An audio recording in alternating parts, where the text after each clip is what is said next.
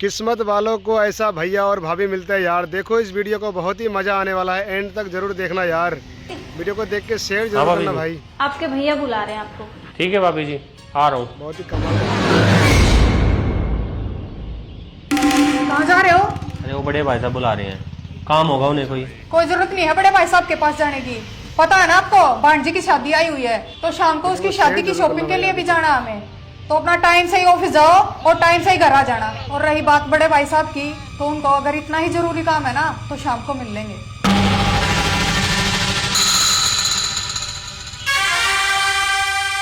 अरे यार सोनिया, मिल लेता हूँ, 2 मिनट लगेंगे। क्या पता भाई साहब को कोई जरूरी काम हो। कोई जरूरी काम नहीं है उनको, खुद तो बाबूजी बड़े बैठे रहते हैं और आप पे हुक्म चलाते हैं। आप नौकर हो क्या उनके, जो उनकी हर बात मानोगे? तो मैं जितना बोल रही हूँ सिर्फ उतना ही करो। टाइम से ऑफिस जाओ और शाम को टाइम से ही घर आ जाना। तो चुप कर, मिल ही लेता हूँ भाई साहब से 2 मिनट के लिए। कमाल का वीडियो यार। एंड देखना भाई। क्या हो प्रियंका, आए नहीं छोटा? हाँ मैं तो बोल के आ गई थी उसे, वो ना सोनिया ने रोक लिया था, पता नहीं उससे क्या बातें कर रही थी।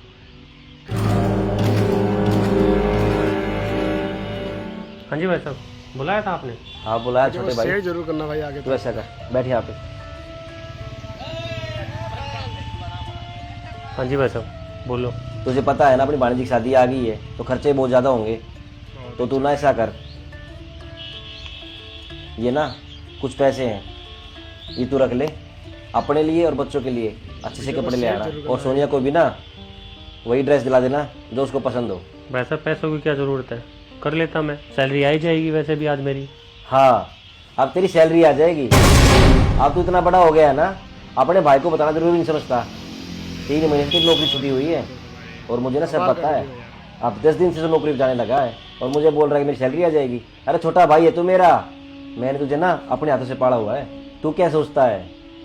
मुझे और तेरी भाभी को पता नहीं तेरे घर के हालात कैसे हैं, तेरे घर का गुजारा कैसे चल रहा है। हाँ भाई मैं मानता हूँ तो हमसे अलग हो गया है, लेकिन इसका मतलब ये नहीं है कि तेरे पति तेरे बड़े भाई की जिम्मेदारी खत्म हो गई है। मैं ना हर वक्त नजर रखता हूँ कि मेरे भाई को किस चीज़ की जरूरत होती है, किस चीज़ की जरूरत नहीं है। तेरी शादी होगी, तेरे बच्चे भी हो गए, और मुझे ये भी पता है भाई तेरी घरवाली चाहती नहीं है कि हम दोनों भाई मिलें, तो मुझसे बात भी करे।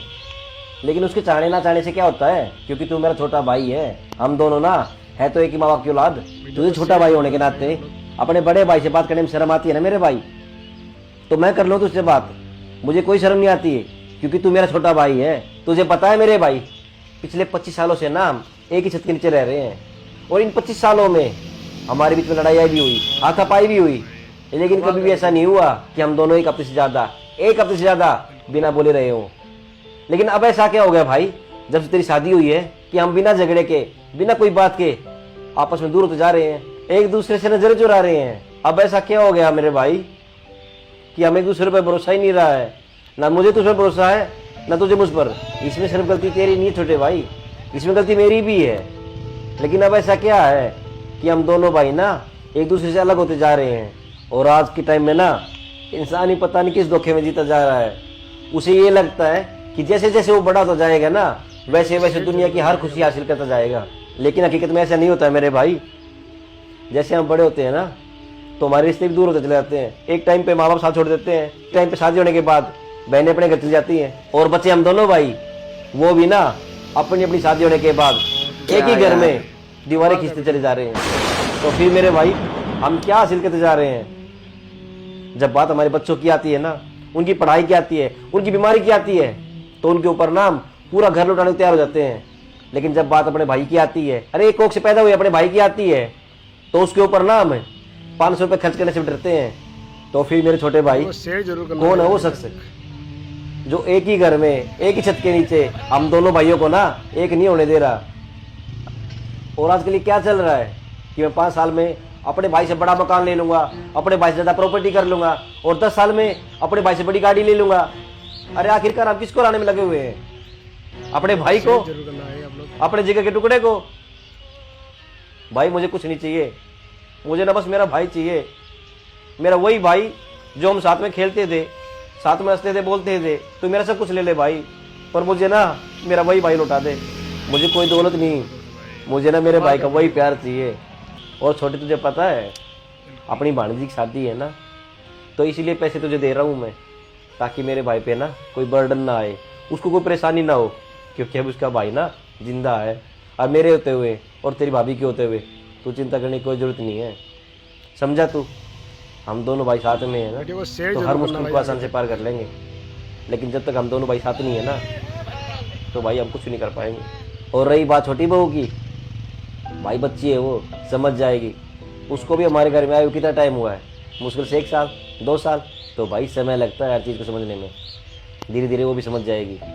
छोटे भाई वीडियो को शेयर तुम्हें जरूर करना है आप लोग। और छोटी बहू को लगता होगा कि तुम बहुत बड़े हो गए हो, लेकिन तुम अभी भी ना तेरी भाभी के आगे और मेरे आगे बच्चे ही हो। तुम्हें ना हम बच्चों की तरह मानते हैं। तूने अपनी शक्ल देखी है छोटे भाई, और छोटी बहू की देखी है? तुम लोगों ने टेंशन ले लेके कैसी शक्ल बना रखी है। अरे जब तुम्हारी नौकरी छुट्टी, तूने कभी सोचा एक बार अपने बड़े भाई को बता दूं?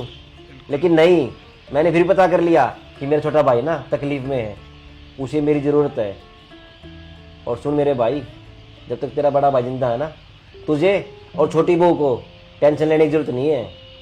हम दोनों देख लेंगे, मैं और तेरी भाभी। हाँ छोटे, वीडियो को शेयर जरूर करना भाई आगे तक। तुम्हारे भैया बिल्कुल सही कह रहे हैं। तुम्हारी नौकरी छूट गई, तुमने अपने भैया को और मुझे बताना तक जरूरी नहीं समझा। वो तो आज तुम्हारे भैया को बाहर से पता चल गया, तब मैंने इनको बोला कि भांजी की शादी आ रही है, छोटे को कुछ पैसे दे दो, तुम अपने लिए और वीडियो को सोनिया शेयर के जरूर करना है आप लिए लोग। कपड़े ले आना। भाभी जी, नौकरी तो मेरी 2-3 महीने से छुट्टी हुई है। मैंने आपको और भैया को इसलिए नहीं बताया ताकि आपको दुख ना हो। देवर जी, अगर आप हमें ये बात बताते ना, तो शायद हमें इतना दुख नहीं होता कमाल का जितना आपके भाई को बाहर से ये बात पता लगी तब हो रहा है। और हाँ, अब सुन, ये गाड़ी चाबी ले जा। शाम को पिसाते हुए ना तू और सोनिया गाड़ी ले जाकर शॉपिंग कराना। ठीक है भाई साहब, थैंक यू।